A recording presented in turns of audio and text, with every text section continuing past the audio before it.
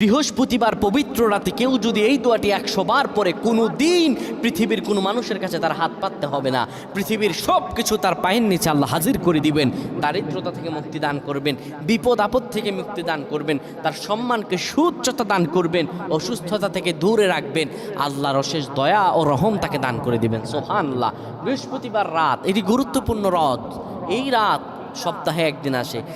আরবিতে রাত আগে আসে, দিন পরে আসে। সুতরাং বৃহস্পতিবারের যে দিন গিয়ে রাত, এটি বৃহস্পতিবার রাত নয়, এটি শুক্রবারের রাত, এটি জুমাবারের রাত, এটি দোয়া কবুলের রাত, আল্লাহর কাছাকাছি হওয়ার রাত। সুবহানাল্লাহ।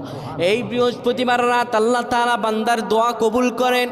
কেউ যদি বৃহস্পতিবার রাতে ঈশা নামাজের পরে পবিত্র হয়ে ইয়া হাইয়ু ইয়া হাইয়ু ইয়া হাইয়ু ইয়া রফিয়ু ইয়া রফিয়ু ইয়া রফিয়ু এই দোয়াগুলো পড়তে পারে 100 বার, আল্লাহ রাব্বুল আলামিন তার